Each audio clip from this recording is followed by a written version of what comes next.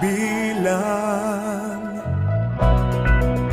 magtiwala ka lang, itawag mo sa Kanya. Huwag kang mag-alala dahil nakikinig Siya. Huwag kang bibitaw, kumapit ka lang, huwag kang susuko.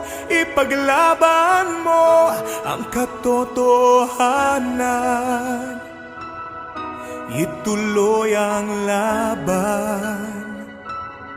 Huwag kang hihinto, ituloy ang takbo, huwag kang mapagod.